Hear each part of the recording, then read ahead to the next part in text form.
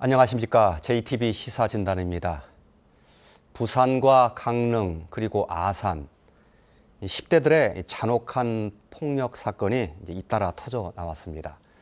경악한 시민들이 소년법을 고쳐야 한다면서 청와대에 청원을 냈는데 그 수가 25만 명을 넘어섰습니다. 청소년 폭력, 우리 사회가 무엇을 해야 하는지 다시 한번 묻지 않을 수 없습니다. 오늘 얘기는 김인규 교수, 그리고 김소라지 부장, 김기옥 선생님, 또 학부모이신 장병철 대표 네 분과 함께 하겠습니다. 어서 오십시오. 안녕하십니까. 네. 자, 오늘 얘기는 이 부산과 이 강릉에서 발생한 10대들의 폭력 사건 보도한 뉴스 내용 핵심 잠깐 보시는 것부터 이야기 시작하겠습니다. 중3 여중생 2명이 1년 후배 여중생을 무릎 꿇려놓고 주먹질과 발길질을 해댑니다. 후배 여중생은 반항 한 번 못하고 무차별 폭행을 당합니다. 슬리퍼와 소주병 등이 동원되고 급기야 철제 의자로 머리를 내리치기까지 합니다. 몽둥이로 마구 때리는가 하면 군대 유격훈련에서나 있을 법한 좌우로 구르기까지 시킵니다. 가해 학생들은 고문에 가까운 폭행을 1시간 반 가까이나 했고 피범벅이 된 피해 여학생을 무릎 꿇린 뒤 사진까지 찍습니다. 입술이 퉁퉁 부은 10대 소녀를 향해 심한 욕설과 함께 주먹이 날아갑니다. 17살 A양은 역시 10대 친구와 후배들에게 7시간 넘게 끌려다니며 무자비하게 폭행당했습니다. A양은 얼굴 곳곳에 상처가 나고 눈과 입술 주변이 퉁퉁 부었습니다. 경찰 조사 결과 이들은 지난 7월 17일 새벽 강릉 경포해변에서 술을 마시다가 A양을 폭행했습니다. A양이 자신들을 험담하고 다닌다는 게 이유였습니다. 가해자 6명은 15살에서 17살까지의 소녀들로 한 명 빼고는 모두 학교에 다니지 않는 상태였습니다. 어떤 핵심 장면만 좀 봤는데요. 보도에 나왔던 폭행 장면은 이 모자이크 등으로 많이 순화한 그런 화면입니다. 원본을 저는 좀 봤는데 내용이 상당히 잔인하고 또 그리고 심각했습니다. 자, 당장 그 관심사가 되고 있는 이 소년법 개정 또는 폐지에 관한 얘기부터 좀 해야 될 것 같습니다. 처벌을 강화해야 된다. 아마 이것이 요지인 것 같은데요. 그렇게 해서는 안 된다라는 반론도 만만치 않게 있는 것으로 알고 있습니다. 어떤 의견들을 가지고 계신 건지 들어보겠습니다. 어떤 분이 먼저 좀 시작을 해주시겠습니까? 이 소년법 개정 또 처벌 강화 문제에 대해서요. 김인규 교수님께 여쭤보겠을까요? 예. 제가 생각할 때는 소년법 개정을 통해서 가해자들을 처벌하는 것이 좋은 방법이라고 저는 생각하지 않습니다. 예. 처벌을 해서 처벌 당사자들을 행동한 것에 맞게끔 벌을 주는 것도 필요하고, 혹은 그걸 통해서 그런 범죄를 저지르려고 하는 학생들이 그렇지 않게 하는 목적을 가지고 있다고 생각이 되는데, 그런 처벌을 강화해서 과연 그런 범죄나 혹은 바람직하지 않은 일이 줄어들었는가라는 관점에서 봤을 때 저는 그것이 지금까지 별로 효과적이지 않았다고 생각이 되고, 그래서 소년법을 개정해서 향후 그런 폭력이 없어지게 하는 것이 그다지 효과적이지 않을 거다, 이렇게 생각을 합니다.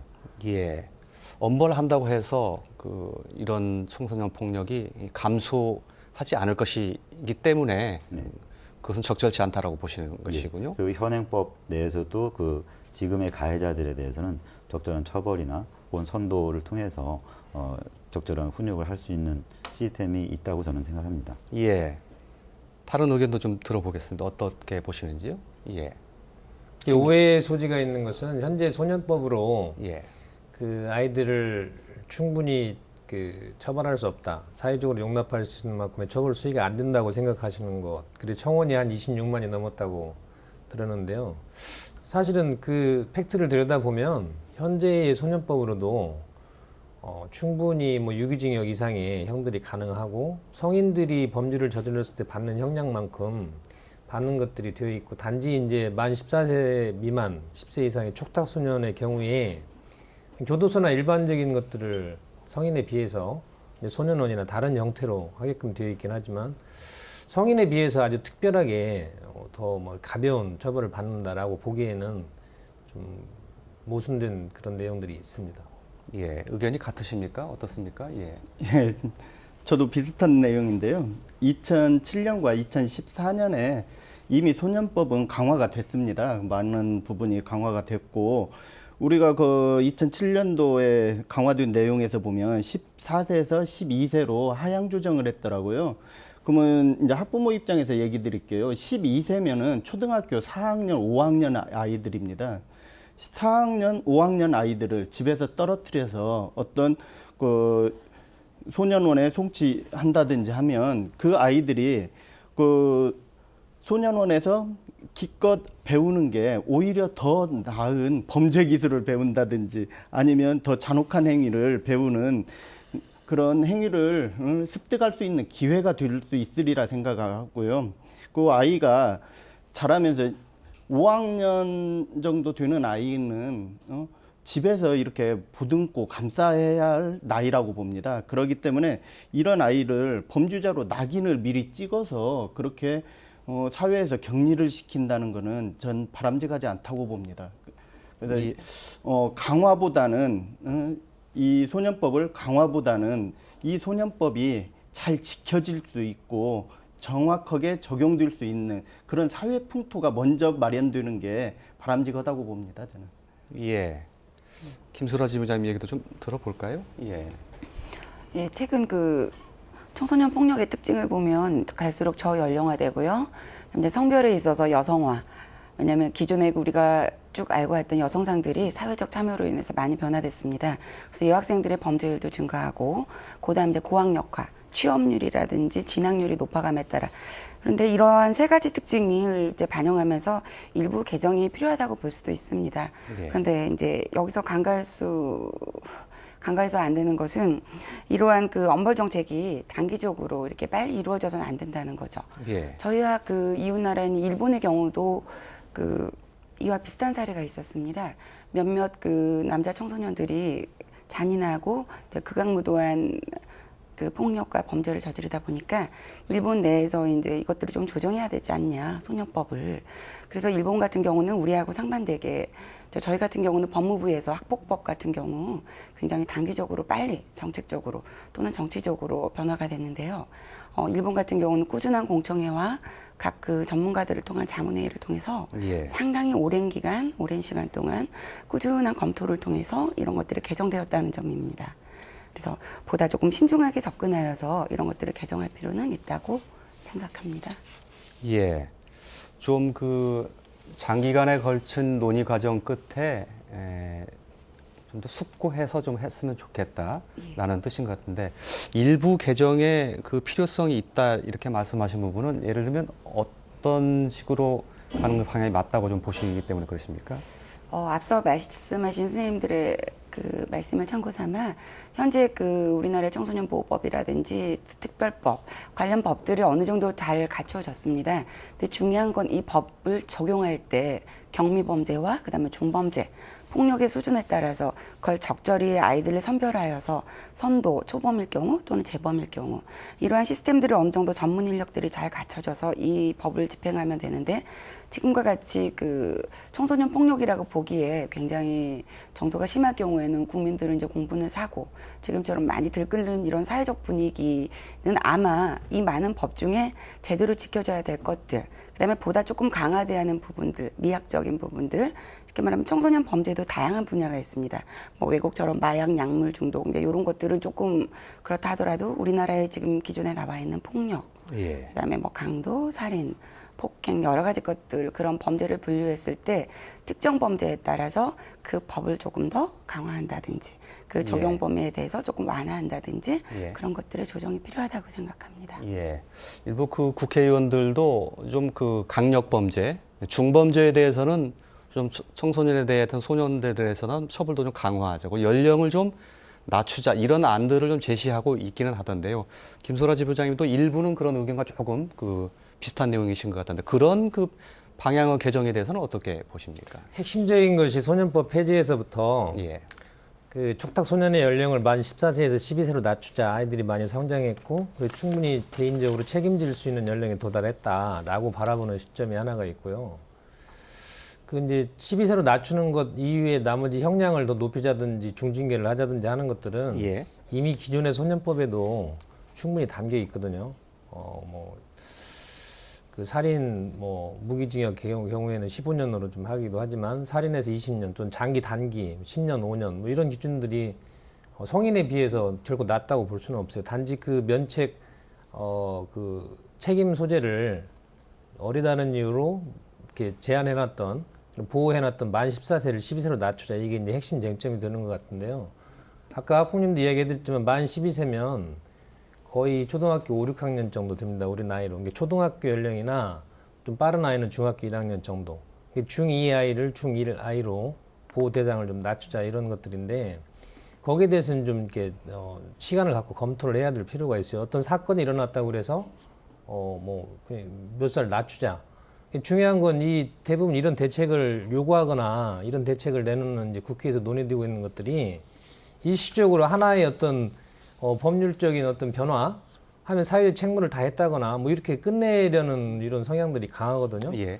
사실은 이 사건이 다뤄질 때 그럼 어떻게 할 거냐. 작년에도 여기에서 토론을 했지만 근본적인 것들 우리가 해야도 되고 할 수 있는 것들에 대해서 해야 되는데 지키지를 않는다는 거예요. 예를 들면 아까도 얘기했지만 그런 법이 있어요. 청소년 보호법도 국회에서 제정을 했고 하고 있는데 학교 밖 청소년에 대한 보호법도 돼 있고 예산이 없어요. 법을 만들어 놓고 올해 같은 경우 그랬단 말이에요. 마찬가지로 소년법도 충분히 그 안에서 어떻게 잘 운영을 하면 최선의 결과를 가져올 수 있는지 이렇게 다듬어서 이렇게 볼 수 있는 부분이 있고 그것보다 사실은 처벌보다 더 중요한 것들이 있는데 그 부분에 대해서 바라보지 않는다는 거죠. 그 부분이 이따 뒤쪽에서 아마 토론이 될 거라고 봅니다. 예. 이 소년법 개정에 관한 문제에 대해서 지나치게 매몰되다 보면 다른 정말 중요한 것들이 이제 가려지게 된다. 이런 뜻으로 말씀하시는 걸 이해합니다. 김 교수님이 이렇게 말씀하시니까 이 청소년의 이 형사처벌에 관한 규정을 좀 알아두시는 것이 이 말씀을 이해하는 데 좀 도움이 되실 것 같아서 제가 좀 잠깐 소개를 좀 드리겠습니다. 화면으로 좀 잠깐 보겠습니다. 예, 청소년의 이 형사처벌은 형법과 그리고 소년법의 그 내용이 나오는데요. 18세 미만의 경우에 사형과 무기징역형에 해당하는 범죄를 저지를 경우에 징역 15년에 처하도록 되어 있습니다. 그리고 살인과 같은 강력범죄의 경우에는 최장 20년이 징역 20년이 최고형입니다. 예. 10세 이상 14세 미만은 이 촉법소년이라고 해서 형사처벌을 하지 않고요. 대신 보호처분을 하게 되는데 보호관찰이나 사회봉사명령 같은 게 거기에 해당합니다. 예. 만 10세 미만은 형사처벌하지 않고 보호처분도 받지 않습니다. 예. 최근에 그 청와대에 이 청원을 올린 게 있는데요. 최초의 그 청원한 분의 글 중에 일부를 좀 발췌해 봤습니다. 이 폭력을 당한 피해자들은 평생 이 트라우마를 안고 살아간다. 겪어보지 않은 사람들은 그 상처를 절대 이해하지 못한다. 이런 내용이 있습니다. 그런데 이에 반해서 이 가해자들은 청소년이란 이유로 경미한 처분을 받고 또 성인이 돼서도 과거의 행동을 무용담 삼아서 얘기하면서 떳떳하게 살아간다. 이런 내용이 있습니다. 한마디로 이제 이게 그 형평성 차원에서라도 말이 되느냐 이런 것이고 많은 사람들이 여기에 대해서 이제 공감을 표시하고 있습니다. 어떻게 보십니까? 이제 엄벌을 한다고 해서 청소년 범죄가 낮아지지 않을 것이다라는 의견을 피력해 주셨지만 피해자를 보호해야 된다는 점, 이런 점에서도 너무 피해자에게만 억울한 거 아니냐, 이런 정서가 굉장히 많이 깔려 있거든요. 이런 점에 대해서는 어떻게 바라봐야 될까요? 기본적으로 소년법은 피해자 보호를 위한 법이 아니죠. 그러니까 일반 가해자에 대한 사회적 형사처벌이나 사회적 법규를 소년에 한해서 국제인권협약이라든지 그 사회적인 어떤 합의에 의해서 소년의 경우에 별도로 보호하는 또는 환경을 조정하는 이런 의미를 갖기 위해서 소년법을 준 거고, 피해자에 대한 지원, 사회적 지원, 2차 피해 이런 것들은 다른 법률과 우리 사회가 공통으로 해야 되는 부분이거든요. 그러니까 소년법이 피해자를 지원하는 것 대신에 뭐 가해자를 보호한다든지 이런 것들은 이제 접근이 좀 잘못된 것 같고요. 저 청원에 대해서 충분히 공감하는데 그 피해 학부모들이 장기적으로 시간이 지나고 나서 보면 그 가해 학생들에 대해서 강력한 처벌을 원했던 초기의 마음하고 사실은 상당한 변화들이 있어요. 예. 증언들이나 이런 것들을 보면 그래서 가해 소년이든 피해 소년이든 거기에 대한 우리 사회가 충분한 접근을 하지 못하고 있다는 것이 가장 예. 안타까운 현실이거든요. 예. 예. 그래서 처벌에 대한 사회적 접근보다는 가해자든 피해자든 그 소년들이 다시금 정상적인 생활로 복귀할 수 있도록 하는 거에 대해서 좀 더 면밀하게 강력한 지원을 해야 되는데 그 부분에 대한 것들이 법률적으로는 조금씩 강화되고 있지만 실제에서는 전혀 변화들이 없다는 것이 중요하죠. 예. 그리고 이제 법을 강화해서 처벌 수준을 높여 놓는다고 해도 실제로 사건이 일어났을 때 그 가해자가 그 처벌을 받느냐 하는 것은 그 사건에 대해서 어떻게 변론을 하거나 어떻게 또 수사를 하느냐에 따라서 사실 달라지는 경우가 많습니다. 그러니까 강력한 처벌 규정을 둔다고 해서 그런 가해자들이 강력한 처벌을 받는 것은 또 다른 사법적인 절차에 따라서 달라지는 것이라고 저는 생각이 되고, 좀 전에 선생님 말씀하신 것처럼 그런 학생들이 그 사건을 저질렀을 때 그들이 처벌을 받는 것도 중요하지만, 그러나 그 이후에 그들이 어떻게 이제 변화될 수 있도록 잘 선도 교육하느냐가 더 중요한 문제라고 생각됩니다. 근데 지금 이제 피해를 받으신 학생들이나 혹은 부모님 입장에서는 우리가 억울하게 당했으니까 그것의 어떤 보상, 보복 뭐 이런 차원에서 저 학생들을 더 강력하게 처벌해야 되지 않냐, 이런 이제 말씀을 하시는 것인데, 어떻게 보면 우리가 행동한 것에 대해서 나름대로 대가를 받는다는 측면에서는 필요하겠지만, 그 소년들이 저지른 그 행동들에 대해서 그들에게 그 어른들한테 요구하는 만큼 책임을 지운다는 것은 어쩌면 그 아이들도 나름대로 어떤 피해자였을 가능성이 있는데, 그것에 대해서 또 어떻게 보면 이중적인 처벌을 가하는 것이다 라고도 볼 수가 있습니다. 그래서 아직 그 아이들은 그런 자기들의 행동에 대해서 충분히 책임질 만한 그런 성숙한 상태가 아니라고 보여지는 부분들이 있기 때문에 그들도 역시 보호받거나 혹은 적절한 양육을 받아야 될 상태라는 관점에서 이런 것을 접근해야 된다고 생각이 듭니다. 예. 알겠습니다. 글쎄요, 제가 좀 이 얘기를 이끌기 위해서 다른 시각의 질문을 좀 한번 드려보고 싶은데, 지나치게 가해자를 감싸는데 우리 사회가 좀 분위기가 강하지 않느냐, 이렇게 느끼시는 분들도 두 분 말씀 듣다 보면 그런 반론을 펴시는 분도 있을 것 같은데, 그분은 어떻게 보십니까? 오히려 저는 예.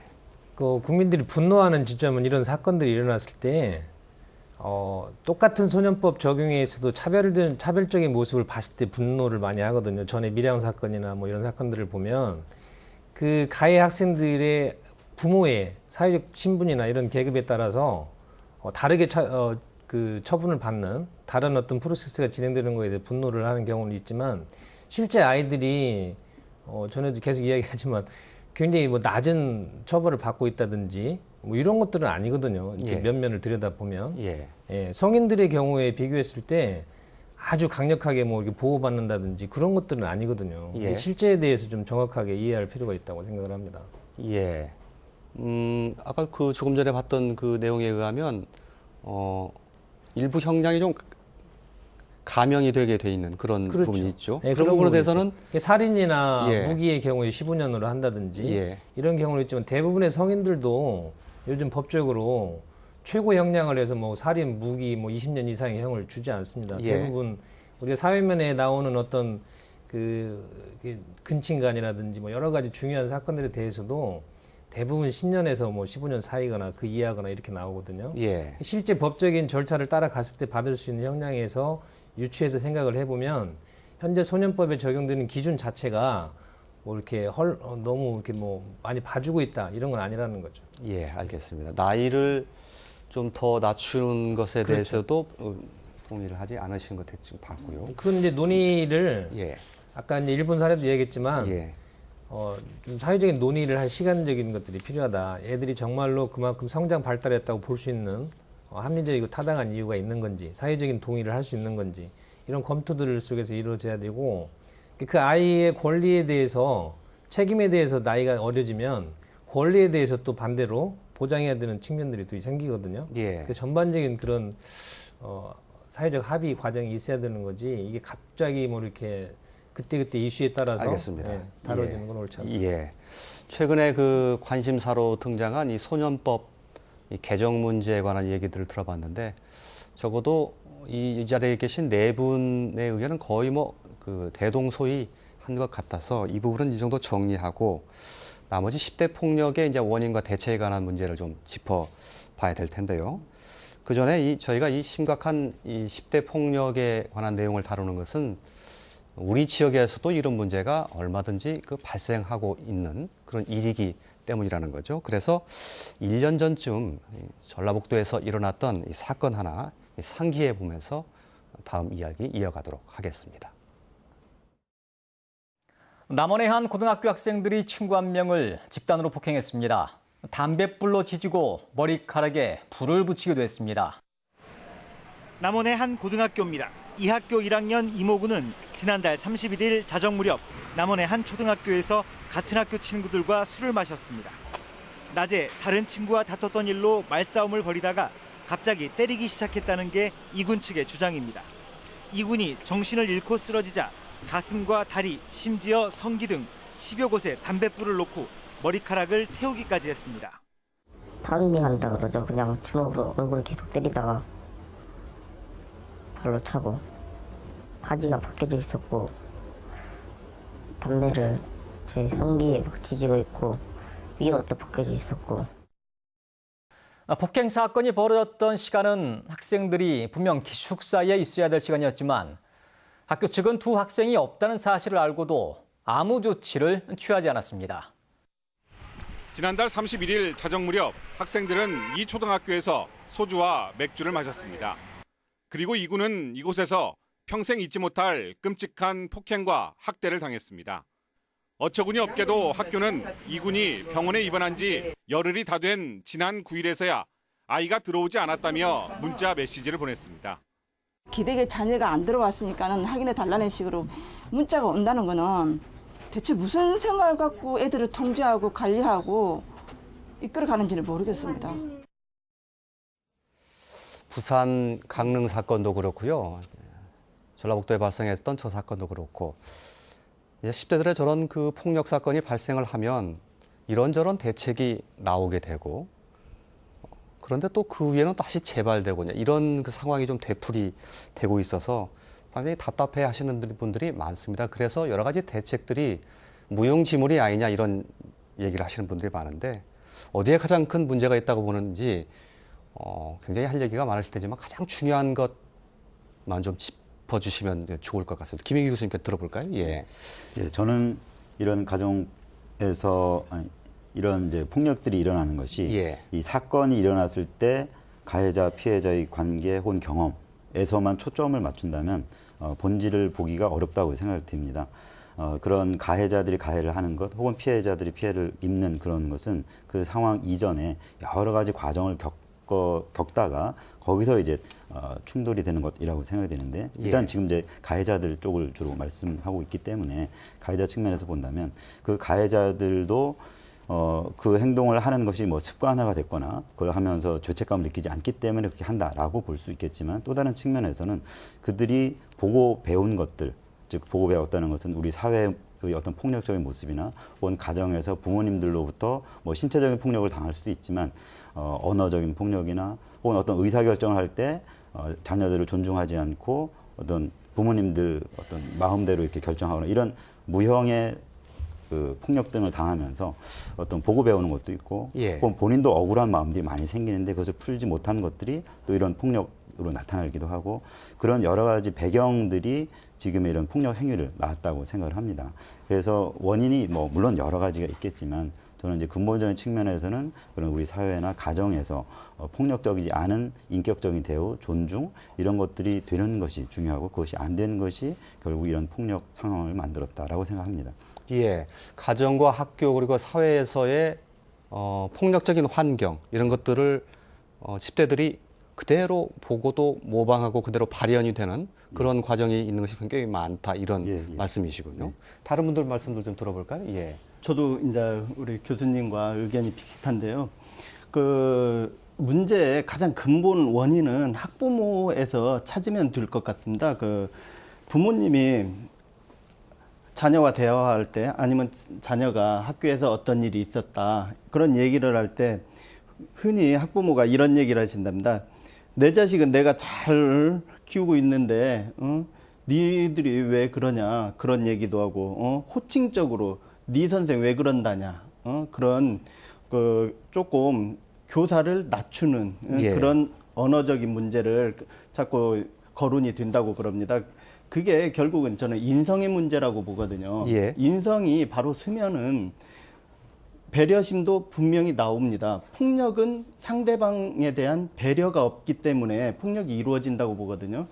그러면 인성이 바로 쓴 가정에서 자란 학생이 과연 밖에 학교에서 폭력을 굉장히 악랄하다든지 집단적으로 할 수 있는 그런 리더십을 애들이 발휘할 수 있느냐 아니라고 봅니다. 인성이 바로 쓰고 가정 환경이 좋게 이루어진 학생들이라면 분명하게 리더십을 발휘하더라도 집단적인 리더십에서도 좋은 방향의 리더십을 발휘하는 거지 이렇게 집단적인 폭력을 행사하는 그런 거는 없다고 봅니다. 그래서 1차적으로 저는 가정의 문제점을 한번 찾아보고 싶습니다. 이 학부모 입장에서 가정이 바로 쓴다면은 빨리 학교 폭력이라든지 폭력 행위 자체가 좀 줄어들지 않겠나 그 부분에서 가정을 조금 얘기하고 싶습니다. 예, 김인규 교수님이 말씀하신 것과 크게 맥이 다 있는 것 같습니다. 예, 다른 분들도 좀 말씀을 해주시면 어떻겠습니까? 김기혁 선생님. 예. 아까 그 영상을 보고 그 영상에 나오고 작년에 여기에서 토론을 한번 진행을 했지 않습니까? 올해 또 비슷한 사건들이 발생하고 폭력은 지속적으로 근절되지는 않을 겁니다. 우리 사회에서. 근데 특히 우리 사회가 가지는 역사적으로 지금 여기 이제 어른 또는 여론을 만들어내는 그룹들이 자라오는 성장 환경이 폭력적인 환경에서 자라왔고 그런 유전자를 우리가 가지고 있거든요. 근데 그걸 뭐 가정에서 학부모님들이 가지는 건 예전과 다르게 그런 문화가 자동적으로 이렇게 나오는 것들인데 그걸 그러면은 조금 더 나은 상황으로 만들 수 있는 곳이 학교거든요. 근데 불행하게도 학교에서 교육을 담당하는 교사들도 그런 폭력 DNA에서 자유롭지를 못해요. 그 아이들을 다루는 뭐 유치원, 초등학교부터 모든 관계에서 사실은 인권에 관한 거, 배려와 존중에 관한 거 이것들이 몸으로 나타나는 교육이 돼야 되는데 그 아이들과의 상호 관계에서 권위적이거나 아니면 그런 어떤 우리가 폭력으로 볼 수 있는 차별로 볼 수 있는 이런 것들이 계속 생활 속에서 나온단 말이죠. 저도 이제 학교에서 뭐 이렇게 인권 강사나 이런 것들도 하지만 매일매일 스스로 성찰하지 않으면 잠재적으로 계속적인 폭력적인 행위들이 나옵니다. 아이들과의 관계에서는 어른이라는 거, 교사라는 거, 성인 남자라는 거, 아동이라는 거 이런 관계에서 나오는 폭력성들이 있거든요. 그 태도를 아이들이 보고 배우는 것들이거든요. 두 번째는 간과하지 말아야 될 것이 우리는 이제 오프라인에서 3차원 공간에서 자랐다면 아이들은 이제 하나의 차원이 다른 세계를 더 가지고 있잖아요. 가상현실이라는 공간까지도 함께 살고 있기 때문에 우리가 접하지 못했던 새로운 정서들을 가지고 있단 말이죠. 그래서 우리가 잔인하다, 잔혹하다 막 이렇게 이야기하는 것들이 가상현실 속에서는 늘상 일어나는 것들이거든요. 그게 다시 리셋하면 다시 뛰고 할 수도 있는. 그래서 특히 이제 뭐 교수님 잘 아시겠지만 아이들이 어떤 행동을 할 때 이게 다음에 어떤 거하고 연결될 거다라고 하는 데에는 아직 좀 못 미치거든요. 이 뭐 인지 구조에서 보면은. 그래서 그런 것들을 좀 배려했을 때 청소년에 대해서 원인을 우리가 진단하고 할 때는 좀 더 전문가들의 어떤 연구나 전문가들의 어떤 조언이나 이 부분을 충분히 좀 반영을 해서 접근을 해야 되지 우리가 알고 있는 기준의 통념을 가지고 접근하면 놓치는 부분이 많을 거다 그렇게 생각을 합니다. 예. 김수라 지부장님 얘기도 좀 들어봐야 되겠습니다. 앞서 말씀하신 그 세 분의 내용들이 다 이제 골고루 포함된 게 제 입장에서는 한마디로 하자면 사회 통제 기능이 약화됐다고 할 수 있습니다. 지금 말씀하신 내용들을 이제 과거에도 오래된 그 사익스와 마자라는 학자가 중화이론이라는 걸 말했는데요. 중화이론은 쉽게 말하면 자기가 남을 때리고 저런 폭력을 행사한다는 것을 이미 나쁘다는 걸 알고 있어요. 알고 있지만 우리 부모도 화나면 나를 때리던데? 범죄를 저지르고도 잘 살던데? 일확천금을 노리고도 이런 식으로 자기 행동이 이미 나쁜지는 알지만 그거를 정당화시키고 합리화시키고 중화시킨다는 거죠. 근데 이런 중화 현상이 두드러지게 나타나는 것은 사회 통제 기능이 주로 약화됐을 때 나타납니다. 그래서 대표적으로 이제 앞서 말씀하신 우리하고 조금 다른 세계를 살아가는 지금 학생들을 이해해 주는 것도 중요하지만 다시 조금 기본의 바탕을 두고 그것들을 통제할 수 있는 기능들. 예를 들어서 오늘도 봤지만 어떤 사건이 일어나면 가장 많은 역할을 하는 게 이제 매스미디어 역할인데 이런 것들의 보도심사 규정 같은 것들을 조금 강화시켜서 사회에서 방송이라든지 그다음에 많이 할 수 있는 SNS라든지 예를 들어서 댓글도 다는 것을 어떤 것들을 제한한다든지 이런 사회 통제 기능들이 어느 정도 작용을 했을 때 아이들도 인성, 인권, 여러 가지 내면적인 지역사회, 학생들을 지지해 줄 수 있는 그 환경의 변화를 요구하는데 그게 조금 오래 걸린다면 조금 더 그래도 적극적으로 활용할 수 있는 것들이 사회 통제 기능들을 조금 제대로 잘 가동시켜서 하는 것 어떨까 그런 생각들이 듭니다. 우리 사회가 좀 청소년들을 통제할 수 있는 기능이 좀 작동이 돼야 된다 이렇게 제가 이해가 됐는데 그 사례로 든 것이 예를 들면 SNS에 댓글을 단다든지 그런 류를 말씀하셨고 그 외에도 다른 통제도 있을 수 있습니까? 예를 들어서 보도 금지 같은 것도 자극적인 것들을 어느 정도 규제를 해놓으면 사실 똑같은 장면을 수십 번 보잖아요. 강력한 사건이 일어나면. 그럼 그런 장면보다는 그 이후에 그 피해 학생이 얼만큼 힘든지 그로 인한 제1차 피해자가 이미 발생했고 나머지는 2차 피해자. 그 아이가 속한 학교가 있을 것 아닙니까?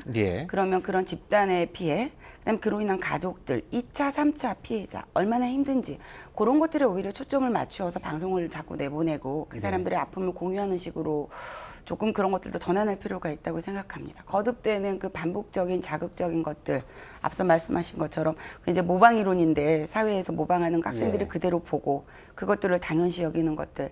그래서 그 언론에서 보도 금지, 실제 외국 같은 경우는 그런 것들이 있습니다. 그래서 보도 금지, 그다음에 SNS 댓글 같은 것들을 금지한다든지 이게 뭐 절대적인 방법은 아니지만 경우에 따라서 이런 것들을 적절히 활용하는 것들. 통제가 비단 이런 꼭 물리적인 것만을 뜻하는 건 아니지만 다른 뭐 여러 가지 소프트웨어적인 것들도 포함해서 사회가 그러한 기능들을 적절히 발휘했으면 합니다. 알겠습니다. 언론에서도 저도 언론에 있지만은 많이 좀 논의를 해봐야 될 그런 내용이 좀 포함되어 있는 것 같습니다.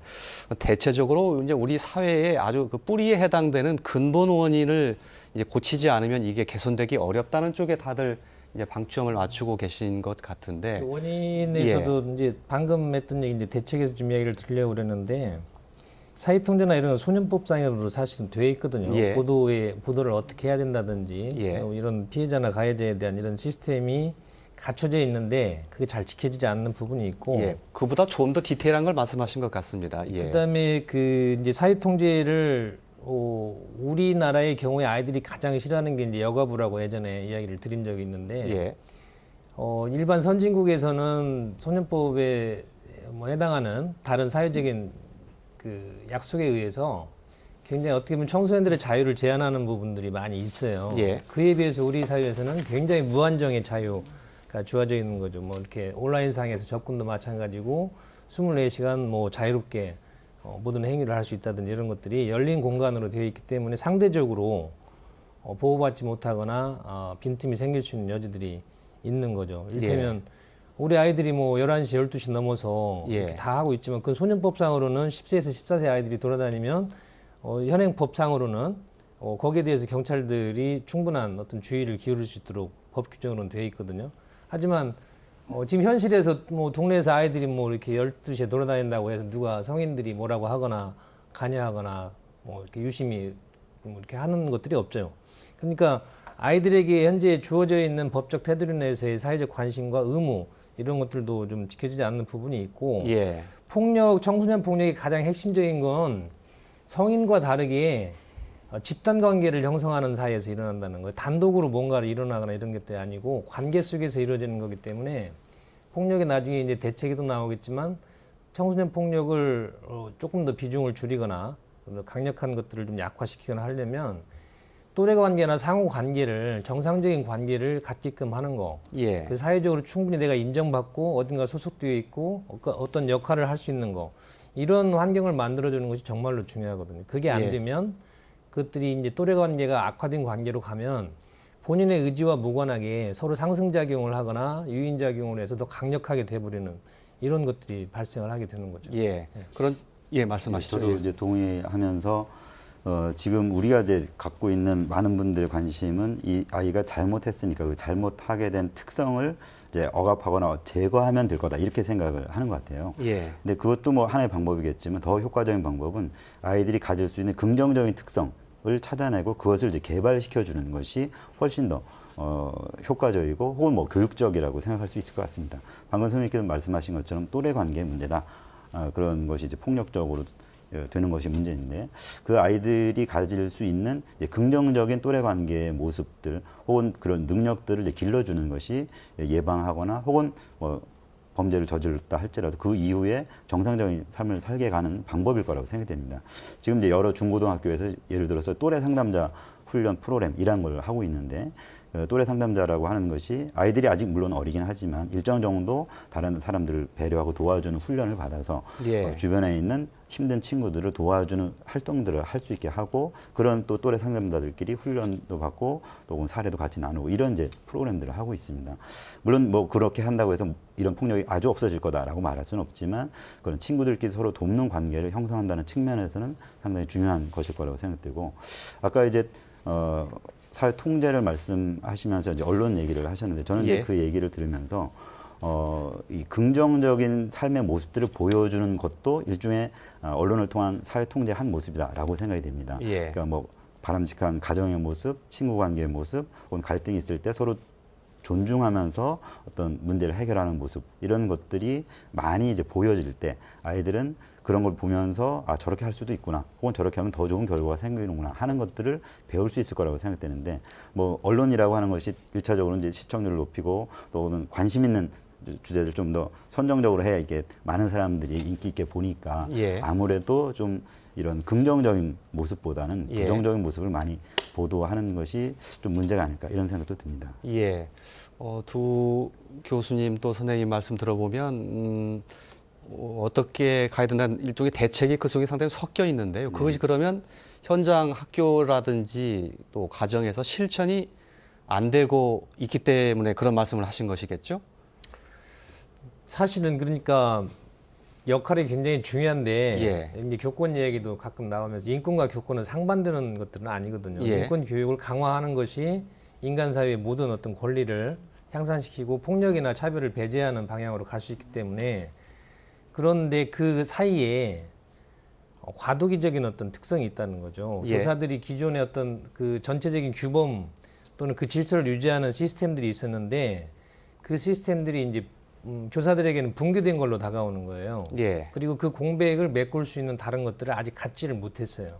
그러니까 그 사이에서 아이들과 갈등이 일어나거나 여러 가지 이제 서로 다른 이견들이 생겼을 때 어떻게 조정하고 합의할 건지에 대한 훈련, 교육 이런 것들이 잘 안 되고 있는 거죠. 물론 잘 되고 있는 학교들도 있긴 하지만 예. 대부분의 경우에는 기존에 가졌던 나의 권위나 내가 가졌던 어떤 아이들을 제압할 수 있는 또는 내 뜻에 복종하도록 만들 수 있었던 것들이 사라졌다는 거예요. 예. 뭐 기존에 이제 체벌로 우리가 익숙한 체벌이라든지 주로 두려움을 주는 기제들이 많이 있었는데 지금은 그것들이 공식적으로 용납되지 않죠. 예. 그럼 다른 것들로 하려면 거기에 맞는 것들이 지금 이렇게 전반적으로 이렇게 합의가 돼야 되는데 지금 몇 년 동안 그게 안 되고 있는 거예요. 그래서 선생님들도 거의 멘붕 상태에 있는 겁니다. 예.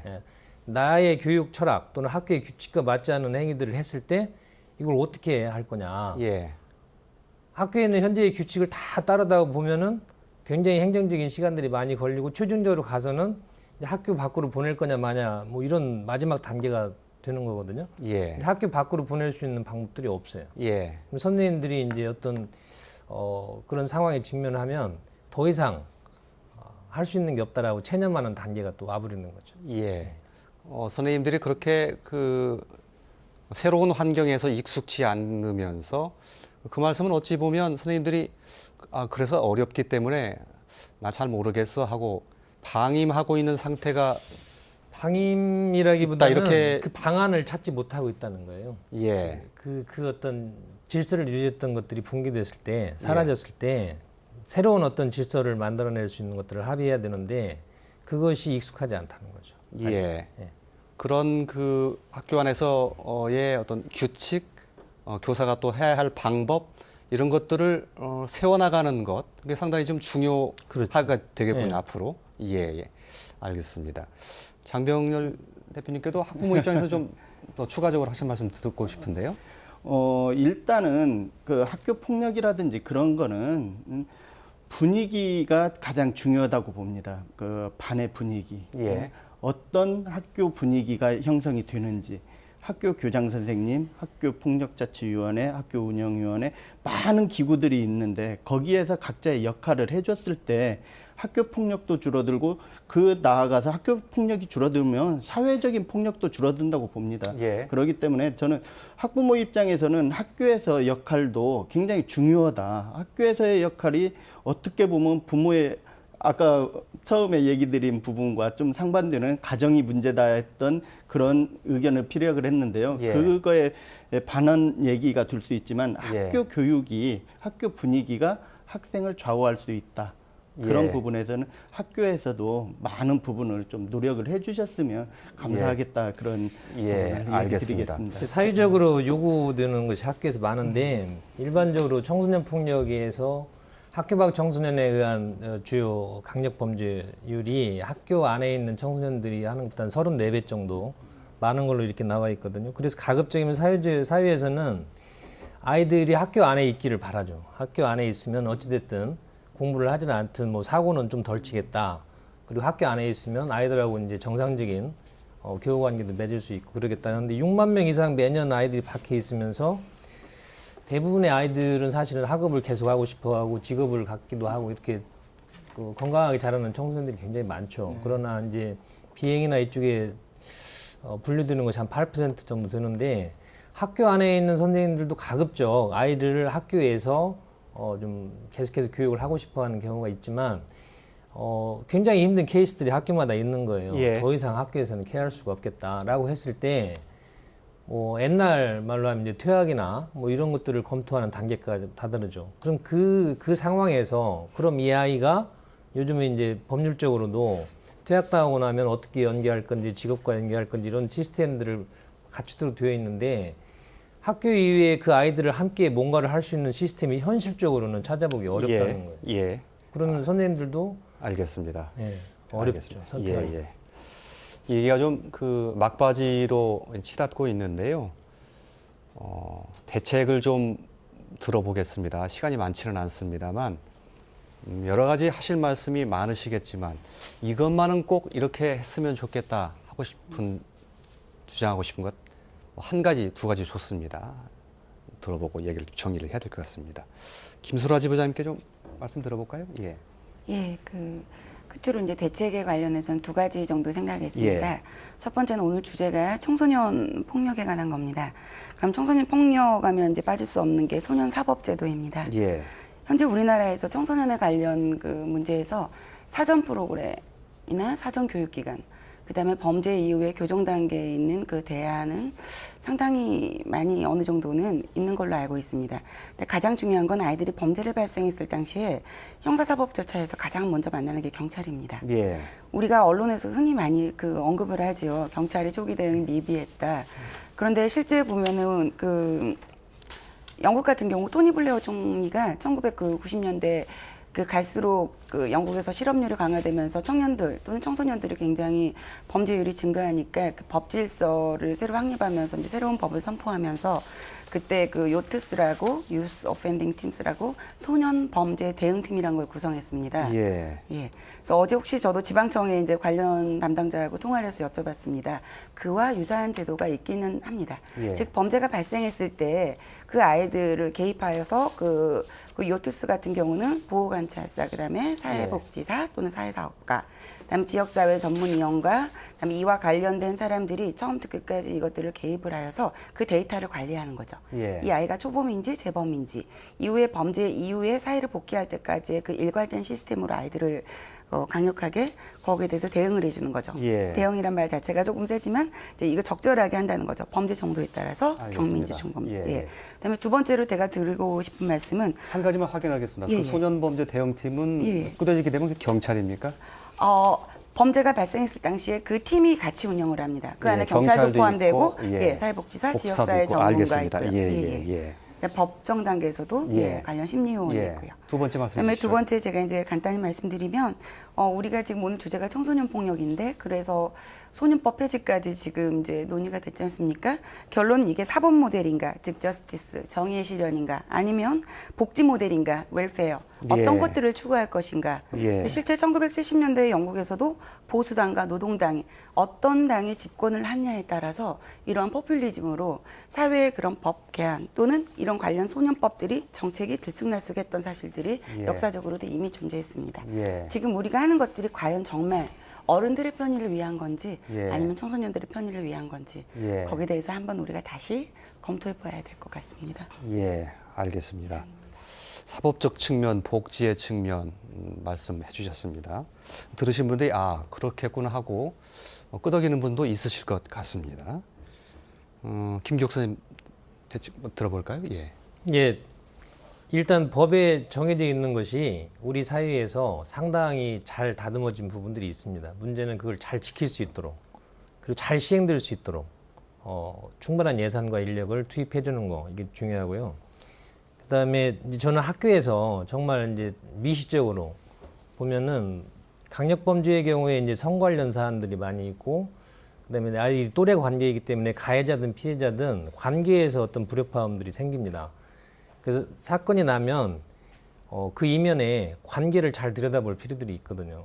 그래서 초기 대응할 때 특히 학교 같은 경우는 굉장한 그 섬세한 접근, 전문가들이 필요한 접근들이 굉장히 과정이 있는데 이게 교사들이 그 부분을 뭐 이렇게 잘 케어할 수 있는 수준이 안 돼요. 예. 그리고 그럴 만한 어떤 인력이나 이런 부분들도 안 되고 그래서 그 정말로 이제 강력한 어떤 것들이 발생을 하면 좀 시간을 충분히 가지고 디테일하게 그걸 배려할 수 있는 가해자든 피해자든 이런 시스템을 좀 빨리 만들어야 되겠다. 예. 전문가들로 구성된. 예. 그리고 하나 더 이제 학교에 있으니까 이야기하면 그럼에도 불구하고 아이들이 선택할 수 있는 것들이 별로 없어요. 우리 사회에서는 학교 밖 청소년으로 나가는 경우도 근본 이유가 되기도 하는데 우리 학교 시스템 자체가 현재 학교에 다니고 그 학년 그 반에 있을 때 예. 어떤 문제에 부탁드리게 되면 그 여타의 다른 걸 선택할 수 있는 것들이 별로 없습니다. 예. 그럼 학교를 나가거나 아니면 뭐 그냥 집에 있거나 이렇게 해야 되는 상황이거든요. 근데 청소년 폭력에 관계되는 또는 다른 것들이라도 너무 학교에 빨리 문제가 해결되거나 어떤 준비가 되지 않았는데 학교를 빨리 등기시키려고 하는 조급함들이 있어요. 학부모님들이 예. 아이들도 그러고. 예.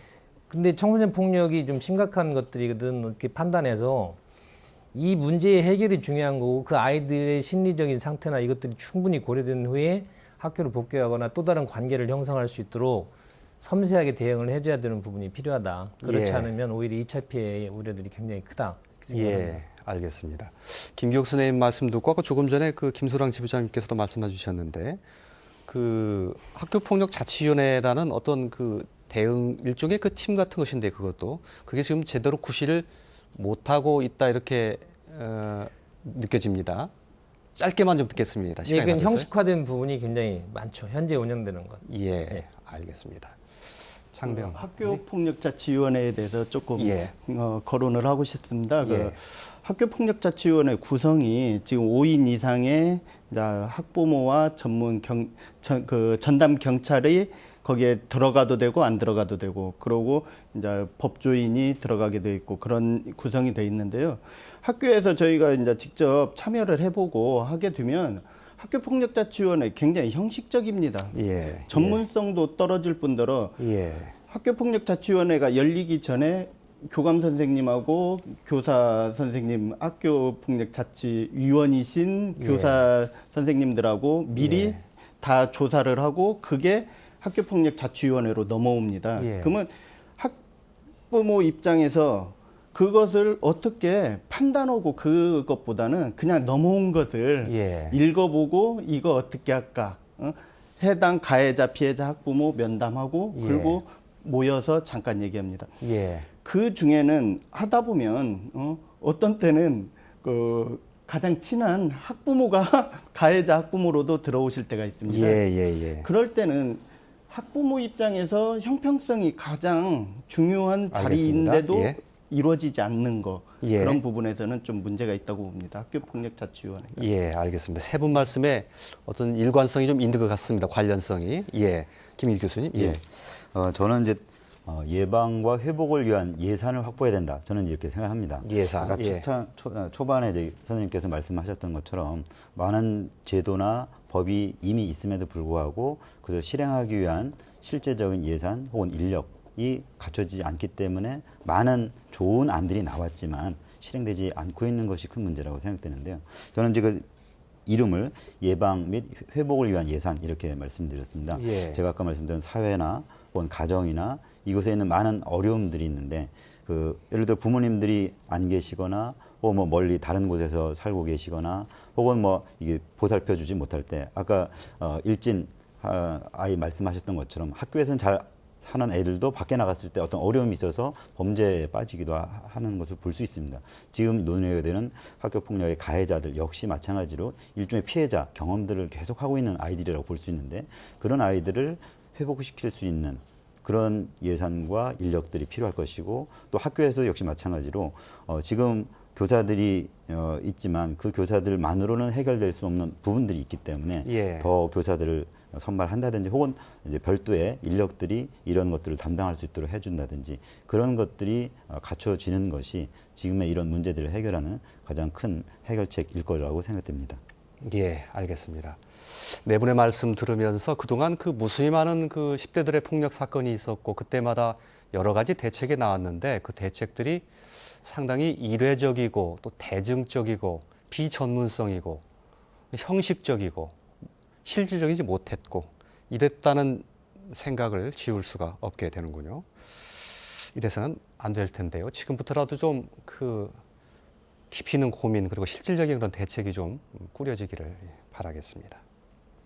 오늘 순서 여기서 적겠습니다. 네, 고맙습니다.